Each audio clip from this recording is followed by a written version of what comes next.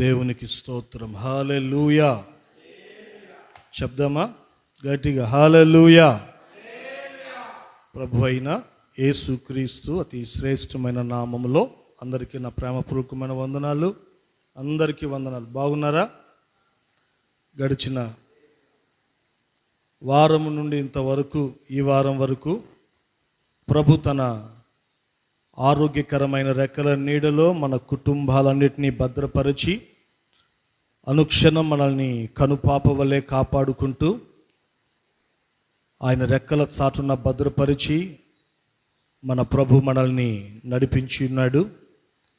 ఈ శ్రేష్టమైనటువంటి పునరుత్థాన దినాన మరొకసారి ఆయన సన్నిధిలో నిలిచి ఆయనను సేవించేటువంటి ఒక గొప్ప ధన్యతను ఆ దేవాతి దేవుడు మనకు అనుగ్రహించాడు. అందును బట్టి మన రెండు చేతులెత్తి బిగ్గరగా యేసయ్యకు మరొకసారి నేను ఆమేననేంత వరకు స్తోత్రాలు చెప్పండి. గట్టిగా స్తోత్రం స్తోత్రం స్తోత్రం స్తోత్రం స్తోత్రం స్తోత్రం. హల్లెలూయా. వారం నేను చెప్పే వాక్యం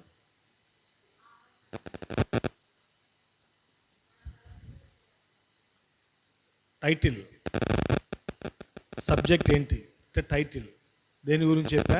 ఆకాశ నక్షత్రములు. Very good. దేని గురించి చెప్పా? ఆకాశలోనున్న నక్షత్రాల గురించి. మన మూలవాక్యం ఏంటనంటే ద్వితీయోపదేశ కాండం 1వ అధ్యాయం 10వ వాక్యం. చదవండి.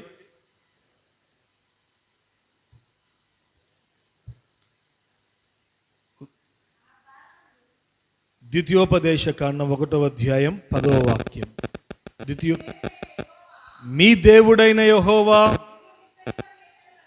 మిమ్మును విస్తరింపజేసెను గనుక నేడు మీరు ఆకాశ నక్షత్రముల వలె విస్తరించియున్నారు. చాలు, అందరు చూడండి, నా వైపు చూడండి బాగా. ఇక్కడ చదువుకున్నటువంటి యొక్క వాక్య భాగములో మనం చూస్తే దేవుడు తన ప్రజలని ఎవరితో పోలుస్తున్నాడు ఈ వాక్య భాగములో అనంటే ఆకాశములోనున్న నక్షత్రాలతో. ఆమేన్. ఎవరితో అండి?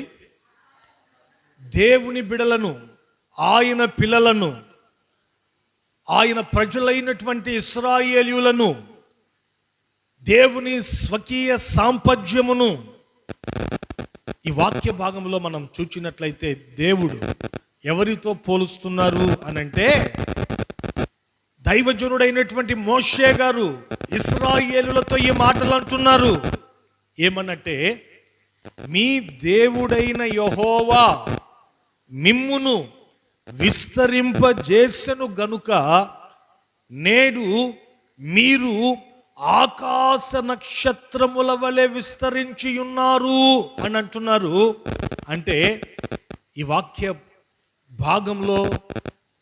భాగాన్ని బట్టి మనం ఏం గ్రహిస్తున్నామంటే దేవుని పిల్లల్ని దేవుడు, లేకపోతే ఈ పరిశుద్ధ గ్రంథమైనటువంటి బైబిల్ ఎవరితో పోలుస్తుంది అనంటే ఆకాశములో ఉన్న నక్షత్రాలతో. హల్లెలూయా.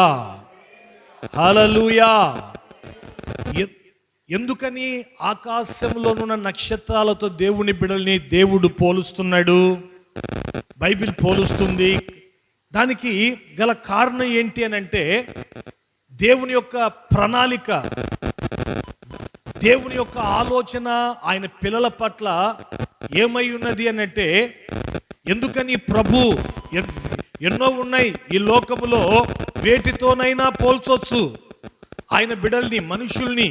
అయితే ఆకాశంలోనున్న ఆ తారలు తోనే ఎందుకు ఆయన పోలుస్తున్నాడు? చుక్కలతోనే, నక్షత్రాలతోనే అనంటే దానికి గల కారణం ఏమిటి అనంటే దేవుని యొక్క మదిలో, ఆయన మనసులో, ఆయన పిల్లల పట్ల ఈ లోకములో ఆయన పోలుక చొప్పున సృజించబడినటువంటి మానవుని పట్ల వాంఛ ఏమిటి అనంటే నా బిడలు ఎలా ఉండాలి అనంటే నా బిడలు ఎలా ఉండాలి అనంటే నక్షత్రములు ఏ ఉన్నతమైన అనుభవాలు కలిగి ఉన్నాయో ఆ ఉన్నతమైనటువంటి ఆ అనుభవాల్ని నా బిడ్డలు కూడా కలిగి ఉండాలి అన్నదే దేవుని యొక్క ఆలోచన. కాబట్టి దానిని బట్టియే దేవుడు ఈ లోకములో ఎన్నో ఉన్న వాటితో వీటితో మనిషిని పోల్చకుండా నక్షత్రాలతో పోలుస్తున్నాడు. హల్లెలూయా, హల్లెలూయా. చూడండి, దేవుని ఆలోచన మన పట్ల ఏమిటి అని అంటే, ఎందుకు మనల్ని నక్షత్రాలతోనే పోలుస్తున్నాడు అని అంటే, నక్షత్రములు శ్రేష్టమైన అనుభవాలు కలిగి ఉన్నాయి.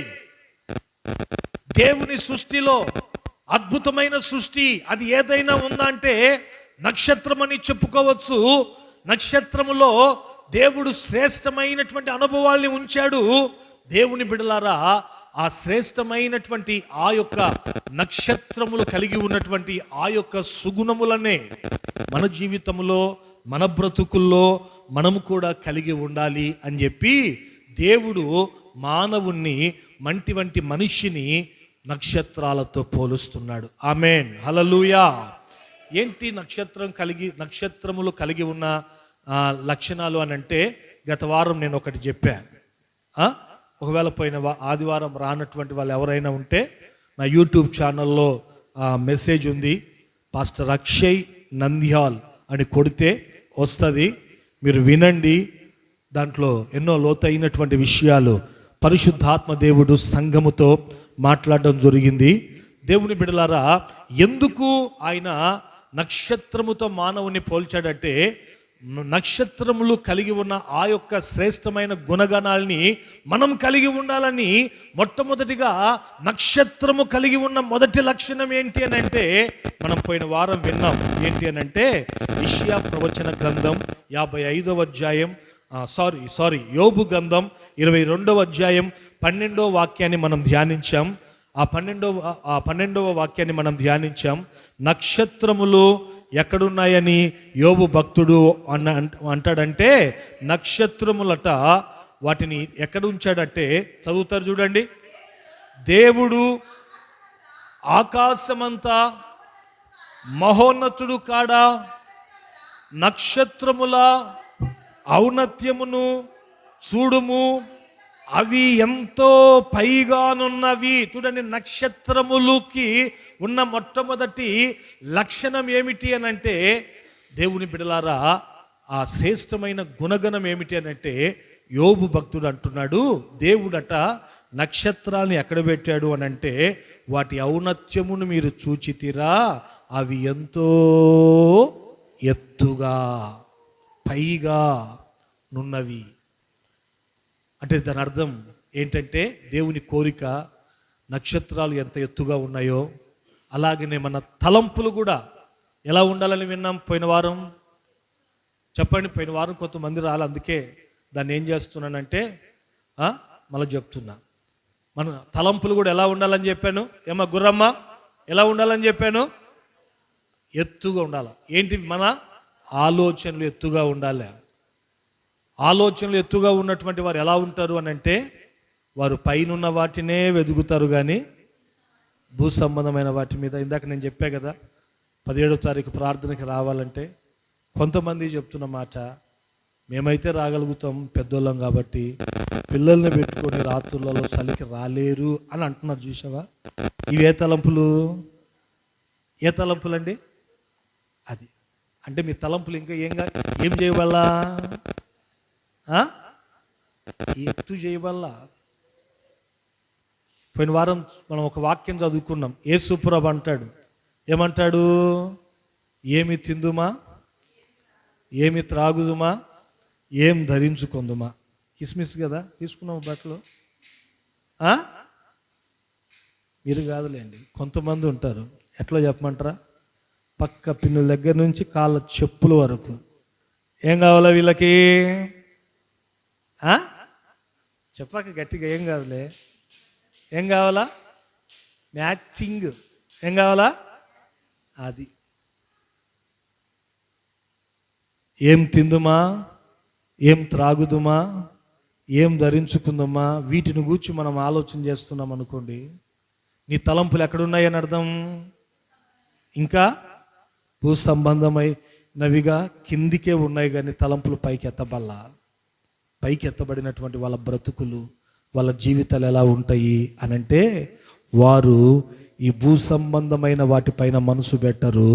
వారు పైనున్న వాటినే వెతుకుతారు.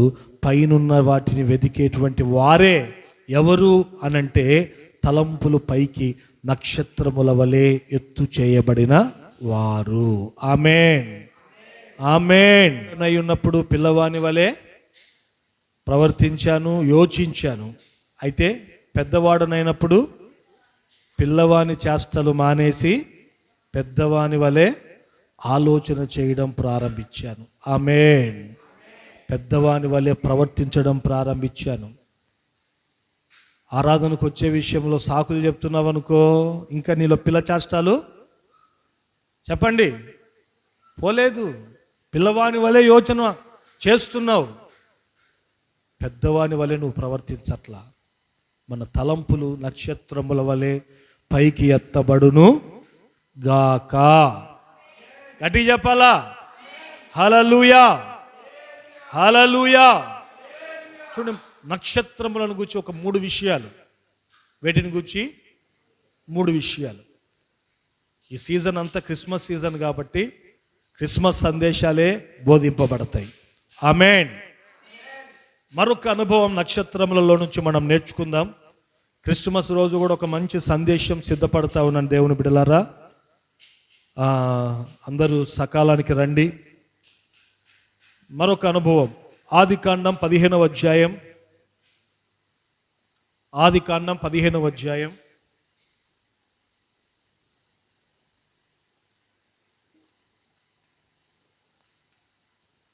5వ వాక్యం. మరియు ఆయన వెలుపలికి అతనిని తీసుకొని వచ్చి, నీవు ఆకాశము వైపు తేరి చూచి నక్షత్రములను లెక్కించుటకు నీ చేతనైతే లెక్కించుమని చెప్పి, నీ సంతానము అలాగున ఉండునని చెప్పాను. తల కాస్త పైకి, తలందరూ బాగా నా వైపు చూడాలా. చేతులు ఎత్తి గట్టి వస్తారు. హల్లెలూయా చెప్పండి. కాస్త గట్టిగా చెప్పండి. సెకండ్ క్వాలిటీ, రెండవ శ్రేష్టమైన అనుభవం నక్షత్రములలో ఏంటి అనంటే, చదువుకున్న యొక్క వాక్య భాగంలో మనం చూస్తే, మొదటి అనుభవం వచ్చి అవి ఎంతో ఎత్తుగా ఉన్నవి. రెండవ అనుభవం వచ్చేసి ఏంటి అని అంటే, ఓ రోజున అబ్రహాము దగ్గరికి ఎవరు వచ్చారు అని అంటే, సాక్షాత్తు దేవుడు వచ్చాడు. ఎవరు వచ్చారు అచ్చన్న? సాక్షాత్తు దేవుడే వచ్చాడు అబ్రహాం దగ్గరికి. వచ్చి ఆ రాత్రి అబ్రహాముని తన ఇంటిలో నుండి బయటికి తీసుకొని వచ్చాడు. అబ్రహాముకి అప్పుడు సంతానం లేదు, గర్భఫలం లేదు. గర్భఫలం లేనని దాన్ని బట్టి నిందలు ఆ కుటుంబం అవమానాలు అనుభవిస్తూ ఉంది.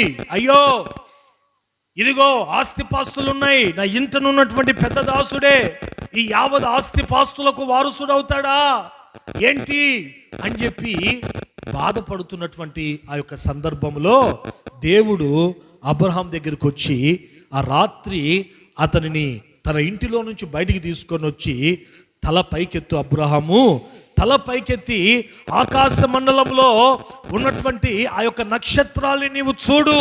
చూచి నీవేం చేస్తావంటే, నీ చేతనైతే ఏమైతే ఏమంటున్నాడు దేవుడు అబ్రహాముతో?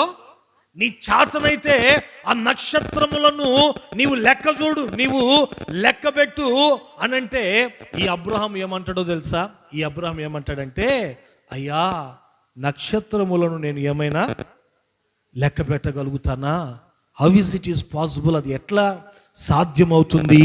ఇదిగో ప్రభువా, ఇదిగో అవి లెక్కించలేనంత విస్తారంగా ఉన్నాయి అని చెప్పిన వెంటనే ప్రభు అబ్రహాముతో అంటున్నాడు ఏమన్నట్టే, అలాగున ఆకాశ మండలములో ఉన్న నక్షత్రముల ఓలే, విస్తారమైనటువంటి ఆ యొక్క నక్షత్రముల ఓలే నీ యొక్క సంతానమును కూడా నేను ఏం చేస్తానంటే విస్తరింపజేస్తాను, నేను నీ యొక్క సంతానాన్ని విస్తరింపజేస్తానని ప్రభు అక్కడ అబ్రహాముతో వాగ్దానం చేస్తున్నట్లు మనం చూస్తున్నాం. అంటే దేవుని బిడ్డలారా, ఆ నక్షత్రాలు ఎత్తుగా ఉండడం మాత్రమే కాదు, కానీ రెండవదిగా నక్షత్రాలను గురించి ఈ పరిశుద్ధ గ్రంథం అనేటువంటి బైబిల్ మనకు చెప్తున్నటువంటి మాట ఏంటో తెలుసా? నక్షత్రములు అది ఒకటి కాదు, లేకపోతే ఈ నక్షత్రములు 10 కాదు. బైబిల్ చెప్తున్నటువంటి మాట ఏమిటి అని అంటే, నక్షత్రములను దేవుడు ఆకాశంలో ఆయన ఉంచాడు. అవి ఎలా ఉన్నాయి అని అంటే కొన్ని లక్షలు ఉన్నాయట. చప్పట్లు కొట్టండి గట్టిగా గట్టిగా గట్టిగా గట్టిగా గట్టిగా. చూడండి, ప్రభు అంటాడు, నీ చేతనైతే వాటిని నీవు లెక్కించు. నీవు లెక్కించలేవు. కారణం ఏంటంటే ఆకాశ మండలములో ఉన్నటువంటి నక్షత్రాలు అవి ఎలా ఉన్నాయంటే లెక్కకు మించి ఉన్నాయి అంటున్నాడు. లెక్కకు మించి ఉన్నాయి అంటున్నాడు. చూడండి దేవుని బిడ్డలారా, ఈ నక్షత్రములను ఎందుకు దేవుని బిడ్డలతో పోలుస్తున్నాడు అని అంటే దానికి గల కారణం ఏమిటి అని అంటే, రేపటి రోజున పరలోకానికి మనం అందరం వెళ్తాం. ఎక్కడికి వెళ్తాం చెప్పండి? అందరు చెప్పాలి, ఎక్కడికి వెళ్తాం? పరలోకానికి మనం వెళ్తాం. ఈరోజు భక్తి చేసే దేనికోసం భక్తి చేస్తున్నాం మనం చెప్పండి? ఏదో ఈ భూమి మీద ఉన్నంత వరకు దేవుడు నన్ను కాపాడాలా, ఏ రోగం రాకూడదు, ఈ భూమి మీద ఉన్నంత వరకు నా ప్రతి అవసరత దేవుడు తీర్చాలా అని చెప్పి, ఒకవేళ ఈ లోకం మట్టుకే మనము యేసు క్రీస్తునందు విశ్వాసం మనం ఉంచుతూ ఉన్నట్లయితే, నేను చెప్పే మాట కాదండి, ఈ బైబిల్ చెప్తున్న మాట ఏమిటి అని అంటే, నీకంటే దౌర్భాగ్యుడు ఇంకొకడు లేడంట. కేవలం ఈ భూ సంబంధమైన వాటి ఎందే దేవుని యందు నీవు నిరీక్షిస్తూ ఉన్నట్లయితే, నిన్ను గూర్చి దేవుని వాక్యం ఏమని చెప్తుందంటే, నీవు ఎవరివి అనంటే దౌర్భాగ్యుడవు. ఈ మాట అపోస్తలుడైనటువంటి పౌలు కొరింథీయులకు రాసినటువంటి పత్రికలో అంటాడు. దేవుని బిడ్డలారా, మనం ప్రభు అయినటువంటి యేసు క్రీస్తునందు విశ్వాసం ఉంచాలి. అది ఆ యొక్క విశ్వాసము ఈ రోజున ఈ లోకం మట్టుకే కాదు, కానీ రేపటి రోజున నా ప్రభు నాకు పరలోకం ఇస్తాడు. పరలోకానికి ఆయన ఉన్న ఆ చోటుకి నన్ను తోడుకొని వెళ్తాడు అని చెప్పి మన యొక్క విశ్వాసం, నిరీక్షణ, అది దేవుని యందు ఉంచే ఆ యొక్క విశ్వాసము ఈ లోకం మట్టుకే కాకుండా పరలోకానికి నేను వెళ్ళాలని మనము యేసయ్య క్రీస్తునందు మనము ఆ విధమైనటువంటి విశ్వాసము, నిరీక్షణ కలిగి మనం భక్తి చేయాలి. హల్లెలూయా, హల్లెలూయా. అయితే ఈ రోజున గమనించండి, దానికోసం పరలోకం కోసం మనము భక్తి చేస్తున్నాం. అయితే ఆ పరలోకములో ఉండే సంఖ్య ఎంత అనంటే, దేవుని బిడ్డలారా, బైబిల్ గ్రంథం చెప్తున్నటువంటి మాట ఏంటంటే, ఆ పరలోకములో 10 మంది ఉండరు, ఆ పరలోకములో 100 మంది ఉండరు, ఆ పరలోకములో కొన్ని కోట్ల మంది ఉంటారు. కొట్టండి గట్టిగా చప్పట్లు, గట్టిగా గట్టిగా గట్టిగా గట్టిగా గట్టిగా. చూడండి, ఆకాశ మండలములో నక్షత్రములు ఏ విధంగా అయితే లెక్కకు మించి గెలాక్సీలో ఏమున్నాయో దేవుని బిడ్డలారా, అలాగనే పరలోకంలో కూడా దేవుణ్ణి ఆరాధించే ఆయన బిడ్డల యొక్క సమూహం, అది మెజారిటీ కానీ మైనారిటీ కాదు. ఏం కాదు చెప్పండి? మెజారిటీ కానీ మైనారిటీ కాదు. ఈ లోకంలో మన భారతదేశంలో కొంతమంది అంటుంటారు, ఏమన్నా తెలుసా, ఈ భారతదేశంలో మన ఇండియాలో క్రిస్టియన్స్ మైనారిటీ పీపుల్స్ అని అంటారా అండి? మెజారిటీ ఎవరో తెలుసా? మేమే అని చెప్పి సంకలు ఎగిరేసే వాళ్ళు లేకపోలేరు, తొడలు కొట్టుకునేటువంటి వారు లేకపోలేరు. ఈ భారతదేశంలో ఒకవేళ క్రైస్తవులు తక్కువేమో, వేరే వేరే అగ్ర కులాలు మతాలు ఎక్కువేమో కానీ పరలోకములో మాత్రం దేవుని బిడలారా, దేవుని వాక్యం చెప్తున్నటువంటి మాట ఏమిటంటే, ఆకాశ మండలములో నక్షత్రములు లెక్కలకు మించి విస్తారంగా ఎలా ఉన్నాయో అలాగనే దేవుని బిడల యొక్క సంఖ్య కూడా ఎలా ఉంటుంది అని అంటే, బహుజన సమూహము, a great multitude of peoples ఏం చేస్తారంటే దేవుని ఆరాధిస్తారు. పరలోకములో దేవుని సింహాసనం ఎదుట నిలిచి ఉండేవాళ్ళు మైనారిటీస్ కాదు కానీ మెజారిటీస్, కొన్ని కోట్ల మంది పరలోకములో ఆయన బిడలు ఆయనను ఆరాధిస్తారు. పరలోకములో దేవునితో కూడా నివాసం చేస్తారండి. అందుకే చూడండి, దేవుని బిడలారా, నక్షత్రములను మనిషితో ఎందుకు పోలుస్తున్నాడు అనంటే, కారణం ఏమిటి అనంటే, రక్షణ పొందినటువంటి మనుష్యుడు యేసయ్య రక్తము చేత కడగబడినటువంటి దేవుని బిడ్డల పరలోకములో ఒంటరిగా ఉన్నాడు. ఎలా ఉంటాడంటే సమూహంగా ఉంటాడు. ఎలా ఉంటాడు చెప్పండి? ప్రకటన గ్రంథం చదవండి, బైబిల్లో నుంచి. ప్రకటన గ్రంథం 7వ అధ్యాయం 9వ వాక్యం చదువుతారు చూడండి. ప్రకటన గ్రంథం 7వ అధ్యాయం 9వ వాక్యం. 7వ అధ్యాయం 9వ వాక్యం. అటు తర్వాత నేను చూడగా, ఇదిగో ప్రతి జనములో నుండి, ప్రతి వంశములో నుండి, ప్రజలలో నుండి, ఆయా భాషలు మాట్లాడు వారును వచ్చి, ఎవడును, నోట్ చేసుకోండి మాట, ఏ మనుష్యుడు కూడా చెప్పాలా, ఏ మనుష్యుడు కూడా లెక్కింపజాలని దేవుడు అంటున్నాడు అబ్రాహాముతో. ఏమన్నట్టే, నీ చేతనైతే ఈ నక్షత్రములను నీవు లెక్కించుము అని. పరలోకములో గమనించండి, దేవుని సింహాసనం ఎదుట దేవుని నమ్ముకున్నటువంటి దేవుని బిడలు, బాప్తిస్మం తీసుకున్నటువంటి దేవుని బిడలు, ఈ లోకములో మూర్ఖులకు, ఈ తరం వారికి వేరై ప్రత్యేకంగా జీవించినటువంటి దేవుని బిడ్డలు ఎలా ఉంటారు అనంటే, ఎవడు కూడా లెక్కింపజాలని ఒక గొప్ప సమూహము నాకు కనబడెను. వారందరూ కూడా తెల్లని వస్త్రములు ధరించుకుని వారై, ఖర్జూరపు మట్టలు చేత పట్టుకొని, సింహాసనము ఎదుట, గొర్రె పిల్ల ఎదుట నిలువబడి ఆయనను ఆరాధన చేస్తూ ఉన్నారట. యేసయ్యను ఆరాధన చేస్తున్నారట. పరలోకములో యేసయ్యను ఆరాధిస్తున్నటువంటి వారు ఎవరు అనంటే ఒక్కరు కాదు, సమూహం. చూడండి, కొన్నిసార్లు ఈ లోకంలో నా అనుకున్న వాళ్ళు మన చేయి వదిలిపెట్టేస్తారు. ఏమన్నా చిటిబాబన్నా, నా అనుకున్న వాళ్ళు మన చేయి వదిలిపెట్టేస్తారు. కన్నవారే కావచ్చు, కట్టుకున్నవారే కావచ్చు.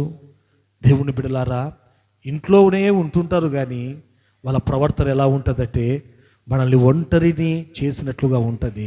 మనతో మాట్లాడరు, మనతో ప్రేమగా మనల్ని పలకరించరు. అలాంటి సందర్భాలలో చాలామంది దేవుని బిడ్డలు ఈ లోకములో నాకంటూ ఎవరు లేరు అని చెప్పి నిరాశలోకి వెళ్తూ ఉంటారు. అలా ఒకవేళ ఈ ఆరాధనలో ఆ మార్గాల గుండా ఎవరైనా నడిపించబడుతుంటే ఈ లోకములో ఒకవేళ నీవు ఒంటరి వాడవు కావచ్చు. అయితే రేపటి రోజున మనము ఈ లోకములో ఎల్లకాలము ఉండము. మన ప్రభు ఆయన చోటున మనల్ని తీసుకొని పోయేందుకు ఈ లోకానికి వస్తాడు. అక్కడికి మనల్ని పరలోకానికి తీసుకొని వెళ్తాడు. ఆ పరలోకములో అక్కడ మన కొరకు ఒక్కరు కాదు కానీ ఎదురు చూసేది వాక్యం ఏమని చెప్తుందంటే, లెక్కింపజాలని ఒక గొప్ప పరిశుద్ధుల సమూహం నీ కోసం ఎదురు చూస్తుంటుంది. ఆ పరలోకములో మనము ఉంటాము. ఆ పరలోకములో మనతో కూడా ఉండేది ఒక గొప్ప సమూహం. కొట్టండి గట్టిగా చప్పట్లు, గట్టిగా చప్పట్లు కొట్టాలి. హల్లెలూయా. చూడండి, రేన్హార్డ్ బాంకే అని ఒక గొప్ప దైవజనుడు. ఏం పేరండి ఆయన పేరు? చెప్పండి, ఏం పేరు ఆయన పేరు? ఆయన ఎంత గొప్ప దైవజనుడు అని అంటే, చనిపోయిన వ్యక్తుల్ని లేపాడు. ఎవరిని లేపాడండి? చనిపోయిన వ్యక్తుల్ని లేపాడు ఆయన. ఇంకా బతికే ఉన్నాడు ఆయన. మన భారతదేశానికి వస్తాను, సువార్త ప్రకటిస్తానంటే మన భారతదేశం ఒప్పుకోదు, పర్మిషన్ ఇవ్వదు. ఎందుకు అనంటే ఆయన నడుచుకుంటూ వెళ్తుంటే ఆయన నీడబడ్డ వాళ్ళు స్వస్థత పొందు అనేక మంది క్రైస్తవ్యంలోకి వస్తారని చెప్పేసి చూడండి. కొన్ని దేశాలైతే ఆయన అడుగు పెట్టకుండా ఆయనకు అసలు వీసా రాకుండా ఆటంకపరుస్తున్నారు. అంత గొప్ప దైవజనుడు ఒక మాట అన్నాడండి. ఏంటి ఆ మాట అనంటే, పరలోకములో ఉన్న ఆ యొక్క సమూహమట నరకములో ఉన్న వారి కంటే కూడా గొప్ప సమూహం అంట. చప్పట్లు కొట్టండి గట్టిగా. నరకములో ఉన్న మనుషుల సంఖ్య కంటే కూడా పరలోకములో ఉన్న వారి సంఖ్య ఎలా ఉంటుంది అని అంటే, ఆకాశ నక్షత్రముల వలె ఒక గొప్ప సమూహం పరలోకంలో ఉంటుందట. దేవుని బిడ్డలారా, పద్మాసు ద్వీపానికి కొనుక్కోబడ్డాడు దేవుని ఆత్మచేత యోహాను.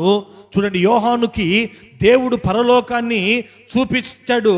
ఆ పరలోకములో ఎలా ఉంది అని మనం చూస్తే, చదువుకున్నటువంటి ఆ యొక్క వాక్య భాగంలో మనం చూచినట్లయితే, ఎవడును లెక్కింపజాలని ఒక గొప్ప సమూహము ఆయనకు కనబడెను. వారు తెల్లటి వస్త్రములు ధరించుకొని ఖర్జూరపు మట్టలు చేత పట్టుకొని యెహోవా పరిశుద్ధుడు, యెహోవా పరిశుద్ధుడు, యెహోవా పరిశుద్ధుడు అని చెప్పి ప్రతిగానములతో ఆయనను ఆరాధిస్తున్నటువంటి అనుభవం అనేది పరలోకములో ఉందట. ఆమేన్, ఆమేన్. చూడండి, ఈ రోజున మరలా ఆ గొప్ప సమూహములో నీవు కూడా చేరాలంటే నీవు పరలోకానికి నువ్వు ఏం చేసుకోవాలి? సిద్ధపరుచుకోవాలి. ఏమండి, ఏం చేయాలి? మనము పరలోకానికి మనల్ని మనం సిద్ధపరుచుకోవాలి. పరలోకంకి వెళ్ళాలి అని అంటే మనం ఏం చేయాలంటే, ఇంకా ఒకవేళ మారు మనసు పొందకుండా, బాప్తిజం తీసుకోకుండా సంవత్సరాలు గడుస్తూ ఉన్నప్పటికీ నీ జీవితంలో ఇంకా బాప్తిజం తీసుకోకుండా, దేవుని నమ్ముకోకుండా నీవు ఉన్నట్లయితే ఈ రోజున నీవు బాప్తిజం తీసుకోవాలా. బైబిల్లో చక్కటి మాట ఉంది, చెప్పమంటారా? ఆ మాట ఏంటి అని అంటే, ఈ లోకంలోనట ఒక వ్యక్తి ప్రభుని నమ్ముకొని మారు మనసు పొంది బాప్తిజం తీసుకుంటేనట, పరలోకములోనట దేవదూతలు ఏం చేస్తాయంటే ఎంతో సంతోషపడతాయట. ఏం చేస్తాయటండి దేవదూతలు? ఎవరిని బట్టి చెప్పండి? ఎవరిని బట్టి? మారు మనసు పొందినటువంటి ఒక పాపిని బట్టి, బాప్తిస్మం తీసుకున్నటువంటి ఒక వ్యక్తిని బట్టి. ఈ రోజున బాప్తిజాలు కూడా చాలా రకాలు ఉన్నాయండి. కొంతమంది పెళ్లికని బాప్తిజం తీసుకుంటుంటారు. ఆ బాప్తిజము పరలోకానికి తీసుకొని వెళ్ళదు. చేతులు ఎత్తి గట్టిగా వస్తారు, హల్లెలూయా చెప్పండి. ఇంకాస్త చెప్పండి గట్టిగా. అలాంటి ఒకవేళ బాప్తిజం తీసుకున్న పెళ్లి కోసము వాళ్ళలో భక్తి కనపడదు. ఏం కనపడదండి? ఆ ప్రార్థనలకు వచ్చి ఆత్మీయంగా జీవితాల్ని కట్టుకునేటువంటి అనుభవాలు మనం చూడలేం. ఒక నిజంగా మారు మనసు పొంది బాప్తిజం తీసుకున్నటువంటి ఆ యొక్క వ్యక్తి నీ బట్టట, నేను చెప్పట్లేదు కానీ బైబిల్లో వ్రాయబడి ఉన్నటువంటి మాట ఏమిటంటే, పరలోకములో ఉన్నట దేవదూతలు ఎంతగానో సంతోషపడతాయట. కారణం ఏంటి అని అంటే, ఇదిగో ఈ పరలోకంలో మాతో ఇంకొకడు వచ్చినాడు. ఈ పరలోకంలో మాకు ఇప్పుడు మీకు ఏదైనా ఒక అన్యాయం జరిగిందనుకోండి, జరిగినటువంటి అన్యాయాన్ని బట్టి మీరు తాలూకా ఆఫీస్ దగ్గర ఏం చేయాలనుకుంటారండి? చెప్పండి. నిరాహార దీక్ష చేయాలనుకుంటాం ఫర్ ఎగ్జాంపుల్. అప్పుడు మీరు మీ యొక్క ఆలోచనలు ఎలా ఉంటాయి? నేను ఒక్కనే ఉండి నిరాహార దీక్ష చేస్తే బాగుంటుంది అని నువ్వు అనుకుంటావా? నీ వెనక ఏముండాలనుకుంటావు? చెప్పండి, ఏమనుకుంటాం మనం? ఒక మంచి బలం ఉండాలని, జనబలం ఉండాలనుకుంటాం కదండి. అలాగనే దేవదూతలు కూడాట పాపి మారు మనసు పొంది బాప్తిజం తీసుకుంటేనట పరలోకంలో సంతోషం అట వాటికి. అవి గొప్ప విందుని చేసుకుంటాయట. కారణం ఏంటి అని అంటే, మాలో ఒకడు చేరుతున్నాడు మా సమూహములో అనేసి. చూడండి దేవుని బిడ్డలారా, ఇక్కడ నక్షత్రములతోనే మనిషిని ఎందుకు పోలుస్తున్నాడు దేవుని బిడ్డల్ని అని అంటే, రెండో పాయింట్ ఏంటంటే stars are large in number. Stars are large in number. మొదటిగా stars are lefty in height. నక్షత్రములు ఎత్తుగా ఉంటాయి. రెండవ అనుభవం వచ్చేసి stars are large in number. రెండవదిగా నక్షత్రముల యొక్క సంఖ్య ఎలా ఉంది అని అంటే లెక్కకు విస్తారంగా ఉంది.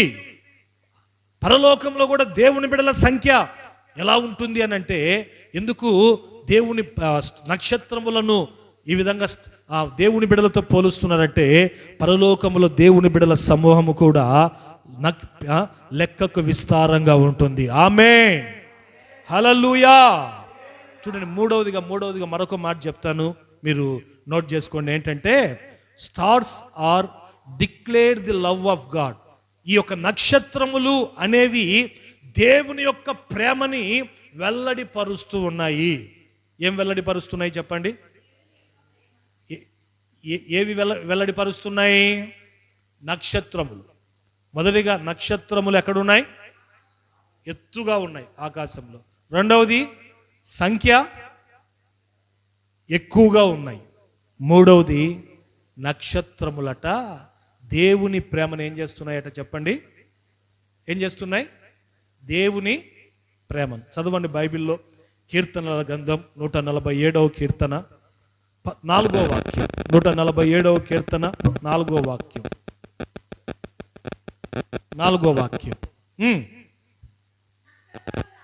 నక్షత్రముల సంఖ్యను ఆయనే నియమించి ఉన్నాడు, వాటన్నిటికీ పేర్లు పెట్టుచున్నాడట.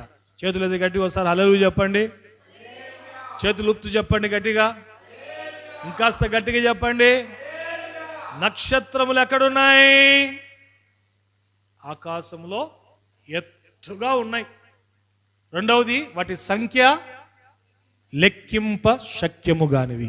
మూడవది వాక్యం ఏమని చెప్తుందంటే నక్షత్రములట దేవుని ప్రేమను వెల్లడిపరుస్తున్నాయట.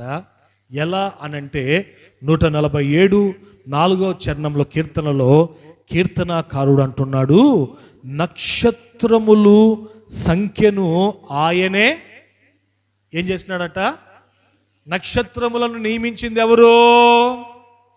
ఎమ్మ గుర్రమ్మ, నక్షత్రములను నియమించింది ఎవరు?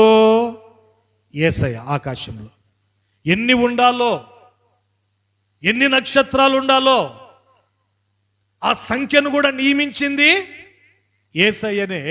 మరలా అంటాడు, నియమించడం మాత్రమే కాదు, యేసు ప్రభు నక్షత్రములను వాటన్నిటికట ఏం పెట్టినాడంట? ఏం పెట్టాడంట? వేటికి? నక్షత్రములకు. ఆమేన్. అంటే గమనించండి, నక్షత్రముల సంఖ్యను నియమించింది ఆయన. ఇంకొకటి, నక్షత్రములకు ఆయన ఏం చేశాడు? పేరు పెట్టాడట. ఇంకా చెప్పాలి అని అంటే ప్రతి నక్షత్రం అవి లెక్కకు విస్తారమై ఉన్నప్పటికీ, లెక్కింప శక్యముగానవి అయి ఉన్నప్పటికీ, ప్రతి నక్షత్రము పేరు దేవునికి చెప్పండి. ప్రతి నక్షత్రము పేరు దేవునికి తెలుసు. అందుకే కీర్తనకారుడు ఆయన తన 8వ కీర్తనలో 4వ చరణములో ఏమంటాడు అనంటే, నీవు కలుగజేసిన చంద్ర నక్షత్రములను నేను చూడగా నాకు ఆశ్చర్యము కలుగుతూ ఉంది అంటున్నాడు. ఎందుకు ఆశ్చర్యం కలుగుతుంది అనంటే, వాటి సంఖ్యను దేవుడు నియమించడం మాత్రమే కాదు, ఈ పరిశుద్ధ గ్రంథమైన బైబిల్ చెప్తున్నటువంటి సత్యం ఏమిటంటే, ఆ నక్షత్రములకు పేర్లు దేవుడు పెట్టాడు. ప్రతి నక్షత్రము పేరు దేవునికి తెలుసట. ఆమేన్. చూడండి, ఈ యొక్క ఆరాధనకు ఒక 30 మంది వస్తున్నారు అనుకోండి. ఈ 30 మందిలో ఒక 10 మంది పేర్లే నాకు తెలుసు. కొంతమంది పేరు నాకు తెలీదు, నేను అడుగుతుంటా ప్రార్థన చేసేటప్పుడు అంతా. ఏమనంటే నీ పేరు ఏంటి అని అడుగుతుంటా. 30 మందినే 100 మందినే 200 మందిని పేర్లే గుర్తుపెట్టుకోనికి మనిషికి చాలా కష్టం. ఒకవేళ గుర్తుపెట్టుకున్నాడు,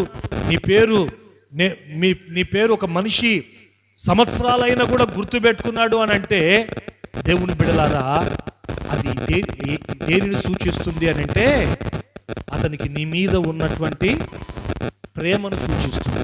ఏం సూచిస్తుంది చెప్పండి? ఏం సూచిస్తుంది? ప్రేమను.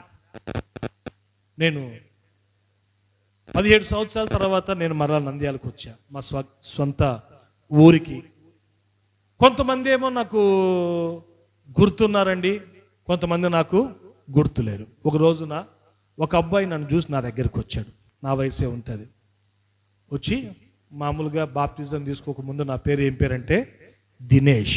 ఏం పేరు చెప్పండి? దినేష్.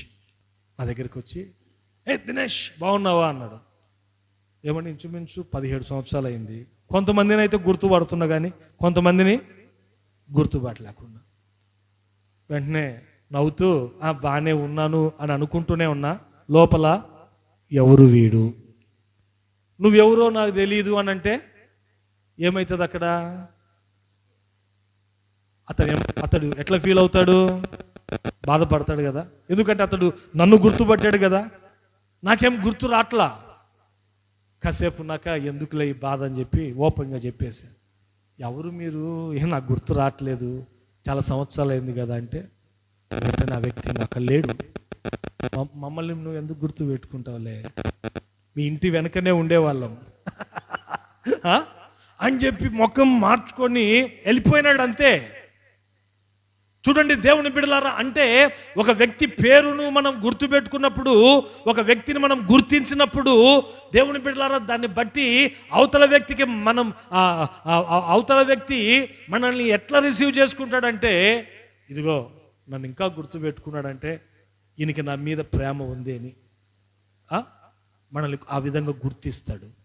చూడండి దేవుని బిడ్డలారా, నక్షత్రముల సంఖ్యను దేవుడు నియమించాడట, వాటికి పేర్లు ఆయనే పెట్టాడట.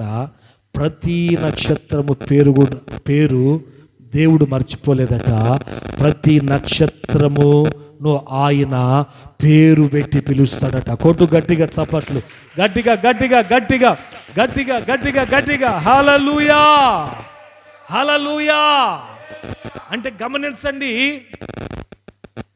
ఈ నక్షత్రములు దేవుని యొక్క ప్రేమను ఏం చేస్తున్నాయంటే వెల్లడిపరుస్తున్నాయి. చూడండి, మన దేవుడు కూడా మన పట్ల ఆయన ఎలా ఉంటాడు అనంటే, మన పట్ల ఆయన ఎలా ఉంటాడు అనంటే, రక్షణ పొందినటువంటి మన పోడు ఆయన జ్ఞాపకాలలో ప్రతి ఒక్కరు పేరు గుర్తుంటుంది, ప్రతి ఒక్కరు గుర్తుంటారండి. ఆమేన్ చెప్పండి గట్టిగా, ఆమేన్ చెప్పండి.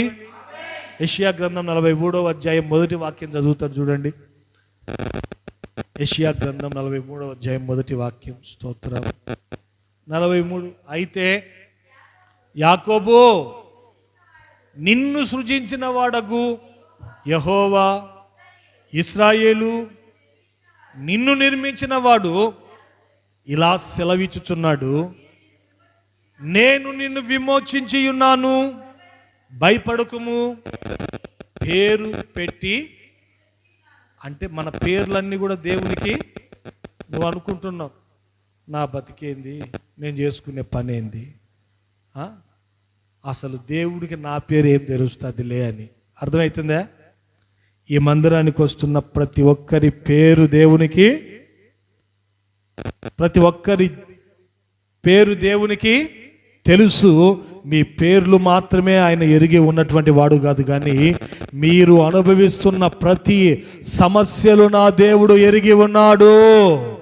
ఆమేన్ చెప్పండి గట్టిగా. అయితే యాకోబు, నిన్ను సృజించిన వాడగు యెహోవా, ఇశ్రాయేలు, నిన్ను నిర్మించిన వాడు ఇలాగూ సెలవిచ్చుచున్నాడు, నేను నిన్ను విమోచించి ఉన్నాను, పేరు పెట్టి నేను నిన్ను పిలిచి ఉన్నాను, భయపడకుము అంటున్నాడు. దేవుని బిడ్డలారా, ఈ రోజున నక్షత్రములు ఎలా అయితే వాటి పేర్లు దేవునికి తెలుసో, దేవుని బిడలమై ఉన్నటువంటి మన పేర్లు కూడా దేవునికి తెలుసు. మన పేర్లు మాత్రమే కాదు కానీ మనము ఎలాంటి సమస్యలు గుండా మన జీవితాలు నడిపించబడుతున్నాయి, ఆ సమస్యల ద్వారా మనం ఎంత కృంగిపోతున్నాం, వాటన్నిటినీ ఎరిగి ఉన్నటువంటి దేవుడు ఈ రోజున ఆయన చెప్తున్నాడు ఏమన్నట్టే, భయపడొద్దు అని. ఆమేన్. భయపడొద్దు, నేను నిన్ను విమోచించి ఉన్నాను. భయపడొద్దు, నేను నిన్ను విమోచించి ఉన్నాను. నేను నిన్ను నీ పేరు పెట్టి పిలిచేటువంటి దేవుణ్ణి. నీ పేరు మాత్రమే నేను ఎరగడం కాదు కానీ నీ సమస్యల్ని కూడా ఎరిగి ఉన్నాను. కాబట్టి తగిన కాలమందున వాటన్నిటిలో నుంచి, ఆ సమస్యలన్నిటిలో నుంచి నేను విడిపించి నీ జీవితంలో నేను నిన్ను గొప్ప చేస్తాను అంటున్నాడు. ఆమేన్. యోహాను సువార్త 10వ అధ్యాయం 3వ వాక్యం చదువుతా చూడండి. యోహాను సువార్త 10వ అధ్యాయం 3వ వాక్యం. యోహాను సువార్త 10వ అధ్యాయం 3వ వాక్యం. అతనికి ద్వారపాలకుడు తలుపు తీయును, గొర్రెలు అతని స్వరమును వినును. అతడు తన సొంత గొర్రెలను ఎలా పిలుస్తాడంట చూడండి. ఇక్కడ ద్వారపాలకుడు అంటే ఎవరు? మన యేసయ్య. చెప్పండి, ఎవరు ద్వారపాలకుడు? అందరు చెప్పాల, ద్వారపాలకుడు ఎవరు? మన యేసయ్య. ఎవరు అని అంటే ద్వారపాలకుడు. ఇంకా మన భాషలో చెప్పాలంటే కాపరి. ఎవరు చెప్పండి? చెప్పండి, ఎవరు ఆయన? కాపరి. ఈ కాపరట, ఈ ద్వారపాలకుడట తన గొర్రెలు లోపలికి వస్తుంటే ఏం చేస్తాడట? తలుపు తీయును. చదవండి, తలుపు తీయును. ఆ గొర్రెలట అతని స్వరాన్ని వింటాయంట. అతడు తన సొంత గొర్రెలనట ఏం చేస్తాడటండి? పేరు పెట్టి లోపలికి వస్తున్న ప్రతి గొర్రెకి దేవుడు ఏం చేస్తాడంటే వాటిని పేరు పెట్టి పిలుస్తాడట. ఏ ఒక్క గొర్రె పేరు ఆయన మర్చిపోలేదు. గొర్రెను మర్చిపోలేదు. తర్వాత పేరు, ఆ గొర్రెల యొక్క ఆ సమస్యలని, దేవుని బిడలారా, అవి మన యొక్క సమస్యలను కూడా ఆయన మర్చిపోలేదు. తర్వాత పేరు పెట్టి పిలుచును, వాటికి వెలుపలికి నడిపించును. మరియు అతడు తన సొంత గొర్రెలన్నిటినీ వెలుపలికి నడిపించినప్పుడల్లా వారికి ఎట్లా నడుస్తాడంట దేవుడు? ముందుగా నడుస్తాడట. ఆమేన్, ఆమేన్. తన గొర్రెలకు ఆయన ఎక్కడ నడుస్తాడట? ముందుగా. ఎందుకు అనంటే ఏవైనా మెట్టలు ఉంటే వాటిని సరళం చేయాలి అని చెప్పి. ఇంకా అమ్మా తర్వాత గొర్రెలు అతని స్వరం ఎరుగును గనుక అవి అతనిని వెంబడిస్తాయి. ఆమేన్, హల్లెలూయా. చూడు, ఇంకా మన కాపరి ఎలాంటి వాడు అనంటే, దేవుని బిడ్డలారా, బైబిల్లో చోట రాయబడి ఉంటుంది, ఆ కాపరి కంట 100 గొర్రెలు ఉన్నాయట. ఎన్ని గొర్రెలు ఉన్నాయట? వాటిలో ఒక గొర్రె తప్పిపోయింది, 99 ఆయనతో ఉన్నాయి. సరే, ఒకటే కదా తప్పిపోయింది, 99 ఉన్నాయి కదా అని చెప్పి అనుకోవట్లేదట. ఆ తప్పిపోయినటువంటి ఒక్క గొర్రె కారు మబ్బుల్లో చిక్కుకొని పోతే దాన్ని వెతుక్కుంటూ ఈ కాపరి వెళ్తున్నాడటండి చిమ్మ చీకటిలోకి. అంటే తన గొర్రెల పట్ల ఆయన ఎంత బాధ్యతగా ఉంటాడో ఒకసారి ఆలోచించండి. ఆమేన్, హల్లెలూయా. ఎందుకు నక్షత్రములను దేవుని బిడ్డల్ని నక్షత్రములతో పోలుస్తున్నాడంటే, మూడవదిగా నక్షత్రములను గురించి దేవుని వాక్యం చెప్తున్న మాట ఏంటంటే, నక్షత్రముల పేర్లు ఆయన ఎరిగి ఉన్నాడు. ఆమేన్. నక్షత్రముల పేర్లు ఆయన ఎరిగి ఉన్నాడు. అలాగనే మన జీవితాల్లో కూడా మన బ్రతుకులు ఆయనకు తెలుసు, మనం పడుతున్న సమస్యలు ఆయనకు తెలుసు. అయితే ప్రతిదానికంటూ ఒక సమయం ఉంటుంది. ఆ సమయం వచ్చిన తర్వాత మన సమస్యలన్నిట్లో నుంచి ఆయన మనల్ని విడిపించి ఆయన మనకు సమాధానం, నెమ్మదినిస్తాడు. హల్లెలూయా. చూడండి, చివరిగా నక్షత్రములకుండే అనుభవం నేను చెప్పి ముగిస్తాను. 4వదిగా దానియేలు పుస్తకం 12వ అధ్యాయం 3వ వాక్యం. దానియేలు పుస్తకం 12వ అధ్యాయం 3వ వాక్యం. త్వరగా చదవండి. Page number 744. బుద్ధిమంతులైతే ఆకాశ మండలములోని జ్యోతులను పోలిన వారై ప్రకాశించెదరు, నీతి మార్గములను అనుసరించి నడుచుకొనున్నట్లు ఎవరు అనేకులను దేవుని వైపు త్రిప్పుదురో వారు నక్షత్రముల వలె నిరంతరం కూడా ఏమవుతారట? ప్రకాశిస్తారట. ఆమేన్, ఆమేన్, హల్లెలూయా. చూడండి, నక్షత్రములలో ఉన్న 4వ అనుభవం. మొదటి అనుభవం, నక్షత్రములు ఆకాశములో ఎత్తుగా ఉన్నాయి. మన తలంపులు కూడా భూ సంబంధమైనవి కాకుండా మన తలంపులు కూడా ఎత్తుగా ఉండాలి, పైనున్న వాటిని వెతకాలి. రెండవ అనుభవం, నక్షత్రములు లెక్కకు విస్తారంగా ఉన్నాయి. పరలోకములో దేవుని బిడల సంఖ్య కూడా లెక్కకు విస్తారంగా ఉంటాయి. మూడవ అనుభవం, నక్షత్రములు దేవుని ప్రేమను వెల్లడిపరుస్తున్నాయి. దేవుని బిడలారా, నక్షత్రముల పేర్లు దేవునికి తెలుసు. అలాగనే మనం దేవుని నమ్ముకున్న ప్రతి బిడ్డ పేరు దేవునికి తెలుసు. 4వ అనుభవం ఏంటంటే, నక్షత్రములలో ఉన్న శ్రేష్టమైన అనుభవం, బుద్ధిమంతులైతే ఆకాశ మండలములోని జ్యోతులను పోలిన వారై ప్రకాశించెదరు, నీతి మార్గములను అనుసరించి నడుచుకొనున్నట్లు ఎవరు అనేకులను త్రిప్పుతారో వారు నక్షత్రముల వలె ప్రకాశిస్తారు. చూడండి, నక్షత్రములలో ఉన్న 4వ అనుభవం ఏంటి అనంటే, ఈ నక్షత్రములు ఏం చేస్తున్నాయి అనంటే, నీతి మార్గములలో ప్రజలు నడుచుకునేటట్లు ప్రజలని దేవుని వైపు త్రిప్పుతూ ఉన్నాయి. కొట్టండి చప్పట్లు గట్టిగా, చప్పట్లు గట్టిగా గట్టిగా గట్టిగా గట్టిగా. హల్లెలూయా, హల్లెలూయా. ఈరోజున చూడండి, మన దైనందిక జీవితాల్లో ఈ నక్షత్రములకు ఉన్న యొక్క శ్రేష్టమైన ఆ యొక్క అనుభవాన్ని, లక్షణాన్ని మనం కలిగి ఉండాలా. ఏదో ఆదివారం అయితే దేవుని మందిరానికి రావడం కాదు, ప్రజెంట్ వేయించుకొని పోవడం కాదండి.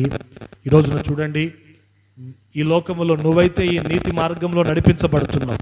నీ కుటుంబంలో నీ తమ్ముడు, నీ కుటుంబంలో నీ తల్లి, నీ తండ్రి, నీ అత్త, ఈ రోజున మీ మామ, మీ వాళ్ళందరూ కూడా ఈ రోజున దేవుని బిడ్డలారా నీతి మార్గంలో నడిపించబడుతున్నారా? ఇరుగు పొరుగు వాళ్ళందరూ కూడా ఎంతోమంది విగ్రహారాధనలో ఉన్నారు. వారిని నీతి మార్గంలోకి, దేవుని మార్గంలోకి నడిపించేటువంటి బాధ్యత ఎవరిది? చెప్పండి, ఎవరిది? సంఘములో ఉన్నటువంటి ఒక విశ్వాసిది. ఆమేన్. అలా నువ్వు నడిపిస్తే దేవుని మందిరానికి నీవు ఎవరివవుతావు అని అంటే, ప్రకాశించేటువంటి ఒక నక్షత్రాన్ని అవుతావు. ఆమేన్, ఆమేన్. నడిపించాలి, నువ్వు నడిపించాలా. దేవుని బిడ్డలారా, నడిపించాలా. ఈరోజు నన్ను నడిపిస్తున్నారా? ఈరోజు నువ్వు రక్షణ పొందావు, ఇన్ని నెలల నుంచి దేవుని మందిరానికి వస్తున్నావు, నువ్వు ఒక్కనివే వస్తున్నావు. కానీ ఏ రోజైనా ఇదిగో పాస్టర్ గారు, ఈ వ్యక్తిని నేను మందిరానికి తీసుకుని వచ్చా, ఇతని కోసం ప్రార్థన చేయండి అని ఎవరినైనా తీసుకుని వచ్చారా మీరు? చెప్పండి. అసలు మీ ఇంట్లో ఉన్న వాళ్ళనే తీసుకొని వస్తున్నారా? అలాంటప్పుడు మనం ఎలా ప్రకాశిస్తాం? దేవుని కొరకు మనం ఎలా ప్రకాశించేటువంటి వ్యక్తులుగా ఉంటాం? నక్షత్రంలాగా. హల్లెలూయా.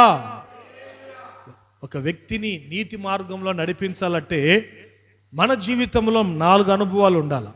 ఎన్ని అనుభవాలు ఉండాలి చెప్పాలని చెప్పండి. మొదటి అనుభవం ఏంటి అని అంటే, దేవుని మందిరానికి రావడం కాదు, నీవు అన్యజనులకి, దేవుని ఎరగనటువంటి వారికి, నామకార్థమైనటువంటి క్రైస్తవుల మధ్యలోకి నువ్వు వెళ్ళి దేవుని సువార్తను ప్రకటించాలా. ఏం చేయాలి చెప్పండి? ఏం చేయాలా? మార్కు సువార్త చదవండి, 16వ అధ్యాయం. మార్కు సువార్త ముగించుకుందాం. 16వ అధ్యాయం 15వ వాక్యం. 16వ అధ్యాయం 15వ వాక్యం. మార్కు సువార్త 16:15. మరియు మీరు సర్వలోకమునకు వెళ్ళి సర్వ సృష్టికి సువార్తను ప్రకటించుడి. నమ్మి బాప్తిస్మము పొందిన వారు రక్షింపబడుదురు, నమ్మని వానికి శిక్ష విధింపబడుతుందట. చూడండి దేవుని బిడ్డలారా, ఈ మాట ఎవరు చెప్తున్నారు? అందరు చెప్పాలా నోరు తెలిసి? ఎవరు చెప్తున్నారు? ఎవరితో చెప్తున్నాడు? శిష్యులతో చెప్తున్నాడు. ఏమనంటే, మీరు సర్వలోకమునకు వెళ్ళి సర్వ సృష్టికి సువార్తను ప్రకటించి అనేక మందిని నాకు ఏం చేయమంటున్నాడు? శిష్యులుగా చేయండి. ఈరోజున్న దేవుని బిడలారా, ఏదో నేను రక్షణ పొందిన ఆదివారం అయితే బైబిల్ తీసుకొని దేవుని మందిరానికి వస్తున్నాను అంటే కాదు. రక్షణ పొందిన ప్రతి విశ్వాసి బాధ్యత ఏంటి అనంటే, నీవు దేవుని స్వార్థను ప్రకటించి అనేక మందిని దేవుని మందిరానికి నడిపించి నీతి మార్గంలో నడిపించే వ్యక్తిగా నీవు మారాలి. ఆమేన్.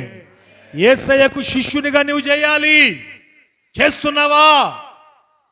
ఈరోజు చేస్తున్నావా? యేసు ప్రభు అంటున్నాడు, ఇదిగో మీరు సర్వలోకానికి వెళ్ళి సర్వ సృష్టికి సువార్తను ప్రకటించండి. అంటే ఒక వ్యక్తిని నీతి మార్గంలోకి నడిపించాలంటే నీకైనా నాకైనా మొదటిగా మనకు ఉండవలసిన అనుభవం ఏంటి అని అంటే, వాక్యం ఏమని చెప్తుందంటే, మన బ్రతుకుల్లో సువార్తను ప్రకటించాలా. ఏం ప్రకటించాలా? సేవకులే సువార్తను ప్రకటించేది అది వాళ్ళ బాధ్యత అని నువ్వు అనుకుంటున్నావేమో. తప్పు. అది ఎవరి బాధ్యత? నీ బాధ్యత. ఆమేన్. రెండో అనుభవం ఏంటో తెలుసా? మొదటి పేతురు పత్రిక 3:1 దేవుని మార్గంలోకి వాళ్ళని తీసుకురావాలంటే రెండవ అనుభవం. బాగా వినండి. 3:1 మొదటి పేతురు పత్రిక 3:1 అటువలే 3:1 త్వరగా చదవండి, త్వరగా. 3:1 అటువలే స్త్రీలారా, మీరు మీ స్వపురుషులకు లోబడి ఉండండి. అందువలన వారిలో ఎవరైనా వాక్యమునకు అవిధేయులైతే వారు భయముతో కూడిన మీ పవిత్రమైన ప్రవర్తనను చూచి వాక్యము లేకుండానే తమ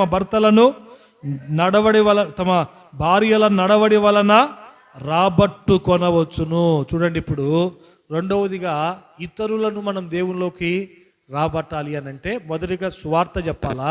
రెండవ అనుభవం ఏంటో తెలుసా? మన బ్రతుకుల్లో ఒక పవిత్రమైన ప్రవర్తన మనకు ఉండాలి. ఏ ప్రవర్తన?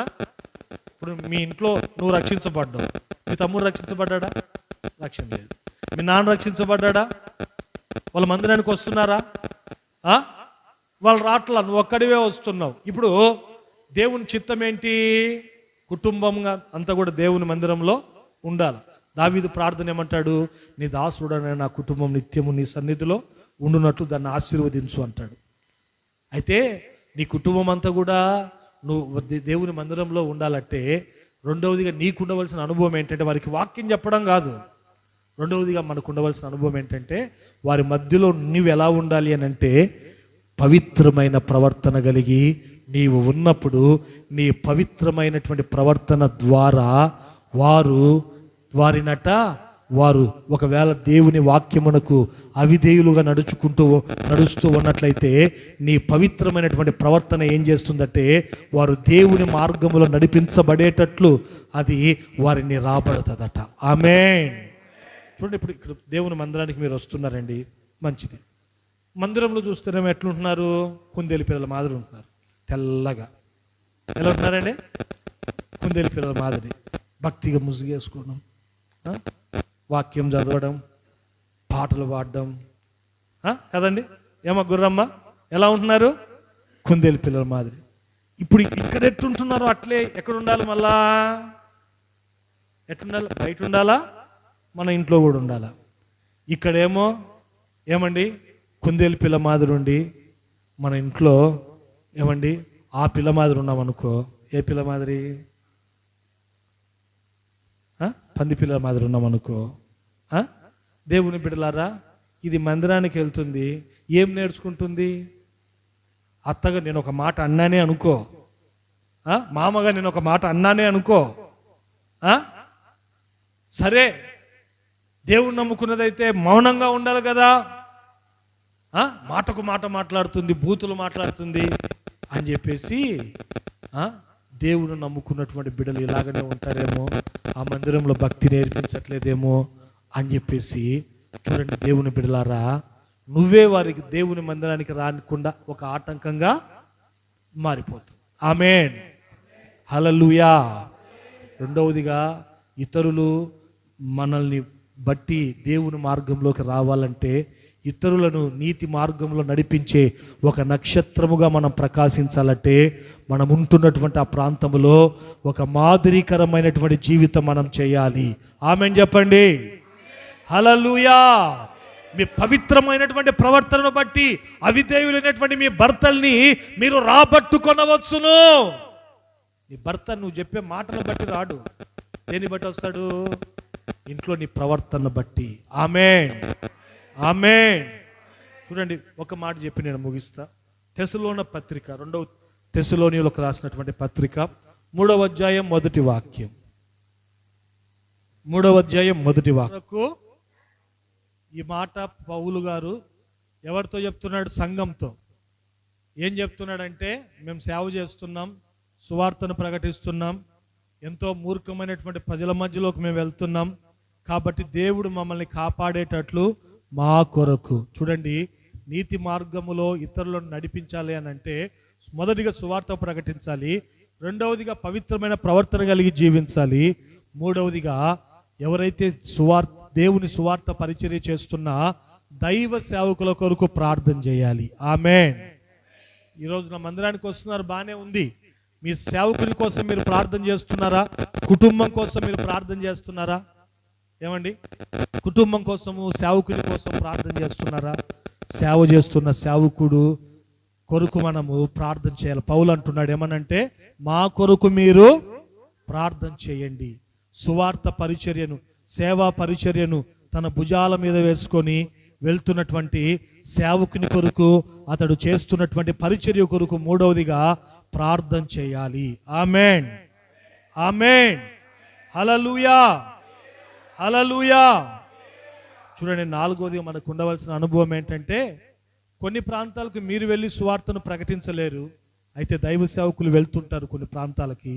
చూడండి, పరిచర్య చేస్తున్నటువంటి సేవకులకు మనం ఏం చేయాలంటే అన్ని విధాల ఆర్థికంగా సహకారంగా ఉండాలి. ఆమేన్ చెప్పండి, ఆమేన్ చెప్పండి. మీరు వెళ్ళలేనటువంటి చోటికి వాళ్ళు వెళ్తారు కాబట్టి, వాళ్ళు నిలబడి దేవుని సువార్త చేస్తుంటారు కాబట్టి, దేవుని సువార్త అది ఖర్చుతో కూడుకున్నటువంటి పని కాబట్టి, దేవుని బిడ్డలారా, మీరు అట్లాంటి సేవకులకు ఆర్థికంగా తోడుగా ఉండడం ద్వారా మీరు అనేక మందిని దేవుని మార్గంలోకి నడిపించినటువంటి వ్యక్తులు అవుతారు. హల్లెలూయా, హల్లెలూయా. చూడండి, ఇప్పుడు దేవుని బిడ్డలని దేవుడు ఎవరితో పోలుస్తున్నాడు? నక్షత్రములతో. చెప్పండి, ఎవరితో? నక్షత్రములతో. ఎందుకు అనంటే వాటిని పోలి మనం నడుచుకోవాలని. వాటిలో ఉన్న మొదటి అనుభవం ఎత్తుగా ఉన్నాయి, మన తలంపులు కూడా ఎత్తుగా ఉండాలి, పైనున్న వాటినే వెతకాలి. ఆమేన్. రెండో అనుభవం ఏంటి అనంటే, వాటి జనసంఖ్య ఎలా ఉంది? నక్షత్రాల సంఖ్య ఎక్కువగా ఉంది. మనం కూడా గ్రహించాల్సిన విషయం, పరలోకములో మన సంఖ్య కూడా మెజారిటీ, నాట్ మైనారిటీ. ఆమేన్. ఆ పరలోకంలో మనం సిద్ధపడాలి. పరలోకానికి ఆ మెజారిటీతో కూడా మనం కలిసి ఉండేటట్లు మనం సిద్ధపడాలా. ఇంకా ఒకవేళ నీ కుటుంబంలో ఎవరైనా రక్షణ పొందకుండా ఉన్నట్లయితే వారిని రక్షణ మార్గంలోకి నడిపించాలి. ఆమేన్, హల్లెలూయా, హల్లెలూయా. రేపటి రోజున నువ్వు పరలోకంలో ఉండి ఆ గొప్ప సమూహంతో నీ వాళ్ళు విడవబడితే నరకంలో ఉంటే నీకు సంతోషమా? ఆ ధనవంతుడేమో నరకంలోకి పోయినాడు, పేదవాడు వచ్చి ఎక్కడున్నాడు? పరలోకంలో ఉన్నాడు. ధనవంతుని బాధ ఏంటంటే, నా వాళ్ళకి వెళ్ళి ఎవరైనా వెళ్ళి సువార్త ప్రకటిస్తే బాగుంటుంది అని. ఇక్కడ అగ్నిగుండంలోకి రాకుండా మా వారిని తప్పిస్తే. చూడండి, ఈ రోజున నువ్వు రక్షణ పొందావు, నీ ఇంట అనేక మంది రక్షణ పొందాలి. ఈ రోజున పరలోకంలో ఆ గొప్ప సమూహంతో వారు కూడా చేరి దేవుణ్ణి ఆరాధించే గుంపులో ఉండాలి అనంటే వారిని కూడా రక్షణ మార్గములో మనం నడిపించాలి. ఆమేన్. మూడవది, నక్షత్రముల సంఖ్యను నియమించింది ఆయనే.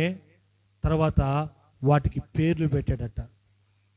నక్షత్రముల సంఖ్యను ఆయనే నియమించెను, వానన పేరు పెట్టి. హల్లెలూయా, హల్లెలూయా. ఊరికే రాయలేదు ఈ పాటలు, మనం పాడుకుంటున్నాం కదా. అవన్నీ కూడా చూడండి, వాటికి పేర్లు పెట్టాడు. ఆమేన్. ప్రతి నక్షత్రం పేరు ఆయన తెలుసు. అలాగనే మనం అనుకుంటుంటాం, దేవునికి నేను తెలియదులే, దేవుడు నన్ను మర్చిపోయాడులే. వాక్యం ఏమంటుందంటే, లేదు బిడ్డ, నీ పేరు నాకు తెలుసు, నీ సమస్యలు నాకు తెలుసు. నాలుగోదిగా, నక్షత్రములు నీతి మార్గములోకి ప్రజల్ని నడిపిస్తాయి. మనం కూడా నీతి మార్గంలోకి ప్రజల్ని నడిపించాలి. ఆమేన్.